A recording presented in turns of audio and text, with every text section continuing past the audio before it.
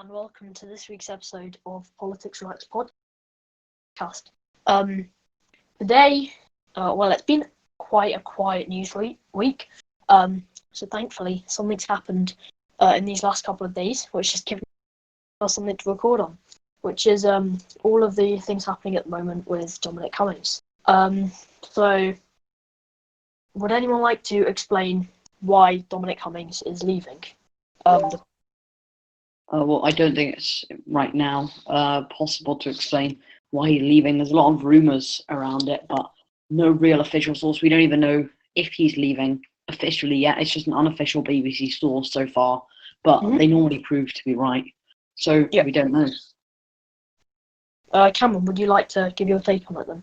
Well, it's been an interesting couple of days because what started off very much as a kind of Westminster bubble story has really developed into something much bigger. So I think what I saw reported on Channel 4 News on Thursday night, I think it was, so last night, was that Lee Kane, or maybe it's the night before, Lee Kane was going to be offered the role of Chief of Staff, and it appears as though he was, but perhaps that was overturned after advice from the Prime Minister's wife, Carrie Symonds, and Allegra Stratton, the press secretary.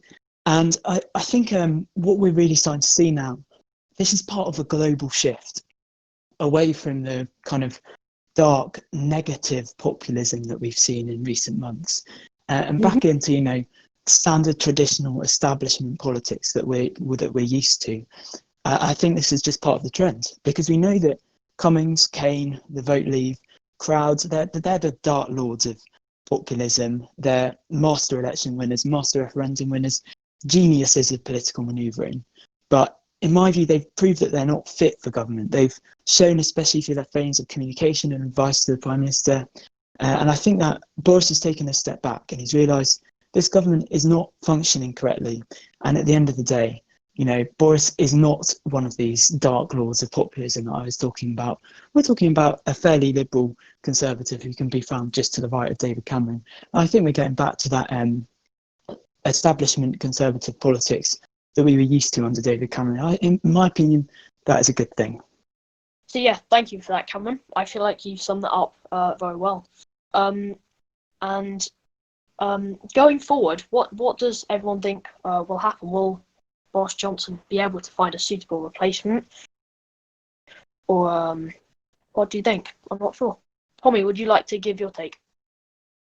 Yeah, basically, Grant Shapps, the transport advisor, I believe it is, for London, he said that it's going to be sad to see Cummings go, but advisors come and they go and they move on, and people would mostly forget about them. He said they can be quite easily replaceable, but I think with Dominic Cummings, it's a different case because he put on his blog website in January that he's looking for, I quote, general weirdos to join his backroom staff and special advisors, which I think people could see him as a kind of different person for what he did. But yeah, again, I don't think there will be that great of an impact in the long term. Felix, what do you? Yeah, I'd have to disagree, to be honest. I don't think you can categorise Dominic Cummings as just another advisor, because he's not just another advisor. He's, first of all, he's the Prime Minister's chief advisor, and he has masterminded the last, basically Boris Johnson's rise to power and the Brexit campaign. He's been such an influential figure in UK politics for the last 4 years, maybe even, because he's just been pulling the strings behind. We might not have heard of him as much, but now he's the main guy. He is probably the second in command, and some people, including me, would say the first. So I think it's going to drastically change the Tory party, especially in the next few weeks and maybe even months. You're not going to find a replacement to Dominic Cummings because he's such a unique, and I'd say he's quite a clever person. I don't think there is such a quick fix to replace Dominic Cummings. I think he's pivotal to Boris Johnson, like we saw with the Barnard Castle incident, which we'll get onto later, where he wasn't sacked, and in any other advisor would have been sacked. So I just don't think you can categorize Dominic Cummings as just another advisor, because he's not. He's a lot more than that. Yeah. So bit of a controversial opinion there, saying that you think he is the first in hand. So Cameron, what do you think? Would you like to respond to Felix's point now? Well, I absolutely agree with Felix's point that we're not talking about any normal guy here. We are talking about literally the man who has masterminded the last 4 or 5 years of UK politics. And he ended up at the top in government, which was supposedly, what he wanted for a short amount of time so that he could make the changes he wanted. And I would say about Dominic Cummings that a lot of the changes that he wanted to bring to government and to the civil service, I would have actually supported. In fact, I think have supported in the past. But in the end, he's brought a culture into the Conservative Party, and by his attacks on his own MPs, the lack of establishment governance that we've seen in recent months, and I think he's not going to be a replaceable character. There's no such thing as a personality like Dominic Cummings. Yep. But I think it's about a shift away from this style of governance and the Cummings style of populism that we've seen in recent months. So I think what Felix says about potentially trying to replace him with another character like him, as he says, it will be difficult. But I don't think the Prime Minister wants to replace Dominic Cummings with another Dominic Cummings. I think what he's trying to do is move the party and move the government away from what we've seen in recent months, some of which has been frankly chaotic, and to move it more back towards this traditional liberal conservatism and establishment governance that we saw under David Cameron. And I think we're moving back into that, we're transitioning. He's going to get more reasonable, more sensible advisors around him, and I think that will be good in the long term for this country, especially when we're fighting such a big threat in coronavirus, and also when we're coming out of the EU and all the effects that will have. Piers, what do you think about that? Well, I mean, a lot of people were saying that Dominic Cummings was crucial for Brexit, and I mean, we're coming to that point in the year where, well, the proposed trade deal is either going to come or it isn't. So the Cummings departure could either signalise that he's just lost it over Brexit. He knows he can't deliver it, or that he's done. He's done it, and he's done the job. Either way, it's Boris Johnson consolidating his power, trying to get rid of the populism that Cummings represented. So either way, if we get a trade deal and Cummings is gone, that's a good thing. Yeah. Felix, what do you want to respond to? Yeah, I think Piers made a really good point there, and Cameron as well before, because I think this could mean two things in a Brexit sense. It could either mean we have got a deal that Cummings is happy with, or I'd say the more likely option, he doesn't agree with the deal we have right now. So I think this could signal some drastic changes in the next few months of politics, because I think we could be seeing a very different Brexit deal to maybe what we were expecting. I'm not trying to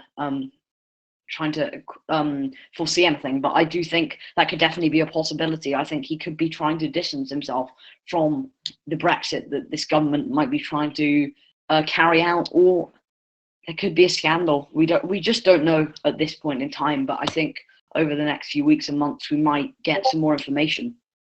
Yeah, he did say in his blog, which is one of his more interesting endeavors, that he wanted to leave at the end of this year. But I think this is something different, to be honest, because he's left now with immediate effect, which means there must have been something that's going on behind the scenes. It can't just have been, I was going to leave in January, but I'm going to leave now. There must have been something to cause this. It could have been maybe Lee Kane's departure, or it could have been something different. I don't know. I think we just don't know yet. Cameron, what do you think about that? There's a lot to speculate about here, so I'm not going to spend too long speculating around it. But from my point of view, it doesn't seem as though Lee Kane was necessarily the one sole trigger, because when he left, Cummings said he was going to be staying on till the end of the year, as he had originally planned. But now, what with him leaving, with immediate effect, it seems he's pretty much packed his bags, packed his boxes, he's leaving. Now, I think what's highly likely is that there's been a behind-the-scenes trigger point, perhaps involving the two more reasonable advisors that I mentioned earlier. The most important one in Boris's life, which is Gary Simmons, and Allegra Stratton, who's obviously very experienced as well. And I think what's also likely here is that rather than Cummings necessarily leaving of his own accord, he might have been pushed a bit, because I think the Prime Minister, as I said earlier, he wants to move away from this dark populism. He wants to get back to the jovial state he was at a year ago campaigning, for example, and he wants to also get back to the establishment governance and the stable form of government, competent government that we saw under David Cameron. Felix, what do you think about that? Well, first of all, I think it's less of a want and more of a need for Boris Johnson to get back to his old, more liberal self, because it's obvious that it's not working. If we look at the coronavirus statistics, it's obvious that this approach is not working. And it's maybe shown that Dominic Cummings is better off behind the scenes campaigning than he is actually running government. And I also just want to bring a quote from, I'm going to be honest here, and not the most reliable source, a web letter. But according to that quote, this is about Lee Kane. He was a total leech, and he was seen trying it on with 3 women at the same time. So maybe, just maybe, I don't want to suggest anything like that, but maybe, just maybe, this is an unnamed Westminster source. Lee Kane could have some dark history. I do not want to suggest that in any way. I don't want to slander him at all. I'm just trying to throw out some possibilities as to his departure. But I don't want to speculate too much, of course. But I was just thought it was an important point to make, just in case in the future something like that arises. Yeah. So on the topic of scandals, earlier this year, Dominic Cummings was, of course, involved in a scandal himself, being the Barnard Castle scandal, where he broke lockdown for he'll tell you differently, but it was his own reason. So Felix, would you like to speak? Yes, I would. I was very critical of the government when this first came out. I really believe they should have sacked Dominic Cummings then, and it would have made so much more sense. There would have been way less questions around it, because now we're going to get all these questions coming up from the media. As the government, they will now probably be very sore and be very regretting not sacking him then, because I think it would have been a good time to do it. On the Barnard Castle thing, he was definitely in the wrong here. He drove 25 miles to stay in Durham, and he broke lockdown rules, his own lockdown rules he broke. It's a joke, the fact that the main government advisor is breaking his own lockdown rules because he wants to see his family. He of course made up an excuse. He made a very impromptu press conference that probably went against the code on special advisors, which says they shouldn't have press conferences. But that's beside the point. He was in the wrong. He should have been sacked, and I think it's as simple as that, really. Cameron, what do you think? Well, I think the way that all played out is actually very representative of Dominic Cummings' character, and the way that he held that press conference, for example, that shows that he likes to do things differently. That particular incident, the Barnard Castle one, I was very much in 2 minds, because I didn't know how integral he was as a part of Boris Johnson's team. So I was very much in 2 minds about whether he should resign. Looking back on it now, since he's resigned today, obviously it would have been a better decision to sack him. But as I say, I think it's a very good viewpoint into who Dominic Cummings is, the way he handled that. And I think it also shows that he has a bit of a potential to be a bit of a liability. The way that, for example, he stayed quiet for days, the story, it grew and it grew, and the government did nothing, probably by Cummings' own desires, and then in the end it all exploded, and he had that press conference which was, let's be honest, a disaster. So I think it shows, with Dominic Cummings, you win some and you lose some. Lily, what do you think about it? Well, I just want to say that one of the main excuses, one of the infamous excuses he used, was one of the reasons why he said he was driving to Barnard Castle was to test his vision. I mean, why would you drive a car to test your vision? I mean, wouldn't you just look at a piece of paper or something? I don't know. But there are plenty of other ways. And also, it really, as Felix and Cameron have said, reflects on his character. As he delayed the press conference for days and days, then it went so badly because I genuinely believe he thought he could get away with it. And the fact that during this time, it was late May, I think, he was essentially lying to the people of the nation who were at this time trying their hardest, for the most part, to abide by the laws that he had set out. So I think it does reflect on his character quite badly that he did this and then lied as well. Yeah. Felix, what do you think? Yeah, I agree with both the points. I just wanted to kind of add on to what Cameron said. He talked about how integral, how it showed how integral Dominic Cummings was to this government. And it definitely did. And I think if we link it back to what we're talking about now and why he's resigned, it obviously must be pretty serious, because the government really thought they could get away with it, and that he was worth more than having this big dark cloud over their heads. They made a big gamble by keeping him on. I really didn't understand why they did. But it just shows how we probably have a very serious problem on our hands, or Dominic Cummings has had a big major disagreement with the government, because it won't just be some little thing, because Dominic Cummings is absolutely vital to Boris Johnson, and it showed with the Barnard Castle incident. Tommy, what do you think about it? Yeah, just following on from earlier points, Dominic Cummings, he visited in May, and it took until August for the Durham police to release statements saying that it may have been a minor lockdown breach. I honestly think that is quite ridiculous, considering if this was someone else, they probably would have been fined on the spot. Dominic Cummings told everyone to forget it and move on, but then again, several MPs tried to act in his aid.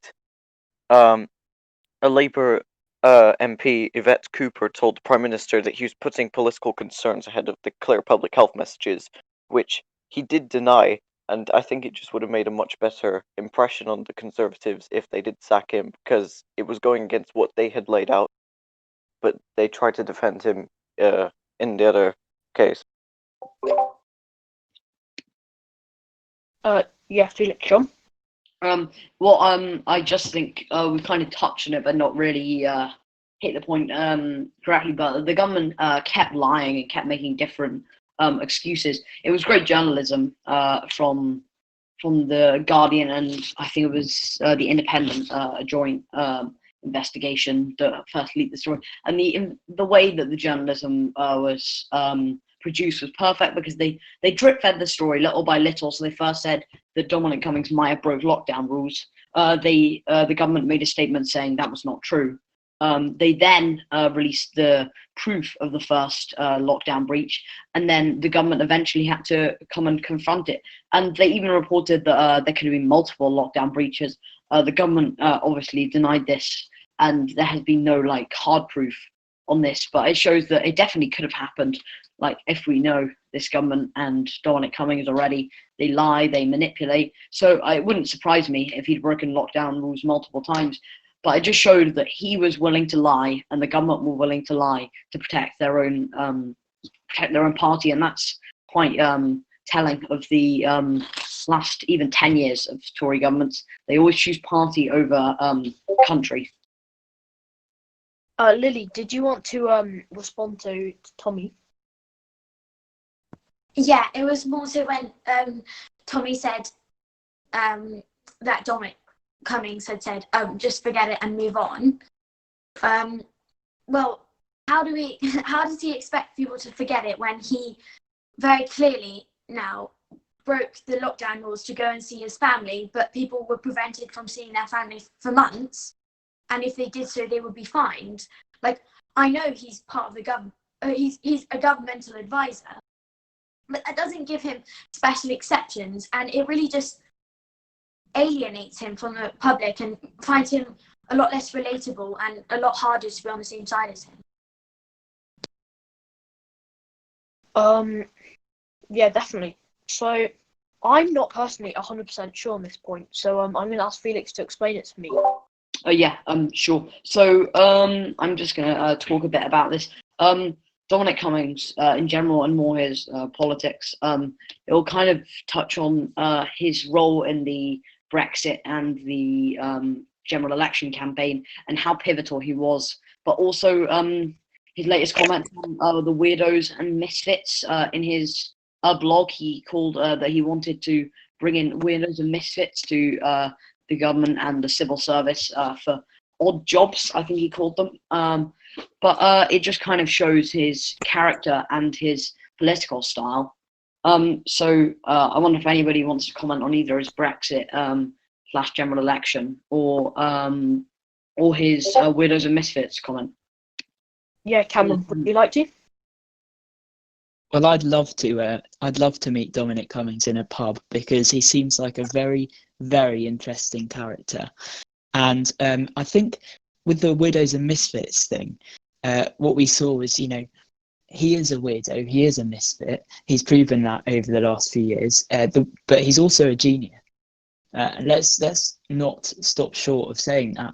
He is a political genius, and we're not going to get anyone like him for a generation.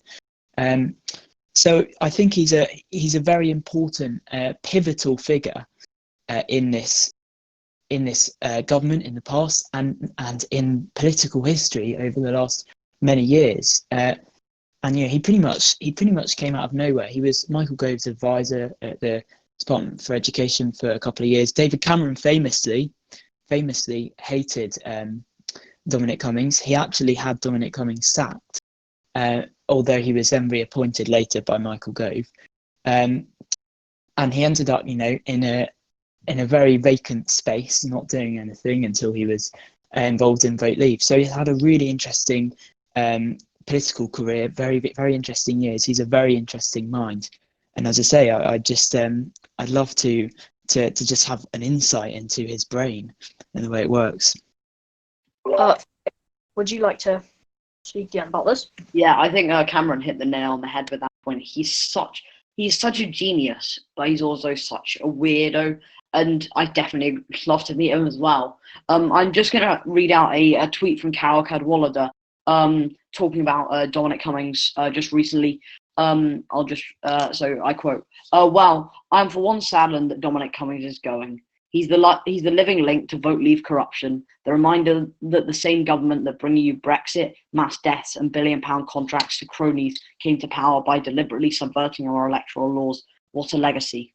And I just think it's so true. I mean, he may be a genius, but that doesn't mean he broke laws. He definitely not laws. Sorry, broke rules. He definitely broke the rules a lot, and he brought politics into the future. He was one of the first people to use like targeted Facebook ads to reach people that maybe wouldn't have voted Leave or voted at all. And that what he did was absolutely genius. But it also, I do not think was very ethical at all. Yes, I think it will be a shock and a very different government when he's gone. Cameron, would you like to respond to that there? Yeah, I absolutely agree. I think what's very interesting, Felix talked about moving into the future of politics there. And now it suddenly feels like we've plunged back into a decade ago in the last couple of weeks, what with the election of Joe Biden as president, the removal of Dominic Cummings and the Vote Leave crowd, if you like, from number 10. It feels like a lot is changing in politics now. And we're going back to the way we used to be. It's almost like the Western world tried something new, populism, dark populism. And now, we've decided, actually, we don't like it very much. Can we just go back to politicians being sensible and competent? rather than what we've seen in the last few years, which has been pretty manic and chaotic in the Western world. Yeah. Felix, would you like to? Yeah. I think when I was talking about the future of politics, I don't know. I think I was more talking about the social media side of Vote Leave and this government. We saw some very clever marketing and media techniques used, such as comedic videos of Boris for the election. We saw plenty of those, but also targeted Facebook ads. They would put up other ads that would bring you onto Vote Leave. It was all the Cambridge Analytica stuff, and there was also a lot of complaint about Russian interference in the Brexit campaign. We just don't know for certain because it's all very shady and very dark. But I just don't know if you played by the rules. I'll reiterate my point. So thank you for everyone for coming out to talk about this. Like we said earlier, a bit of a slow news week, so we've had to expand on this topic quite a lot. So to anyone listening, thank you. Make sure to check out our website in the description and to subscribe to the channel. Yeah, thank you and goodbye.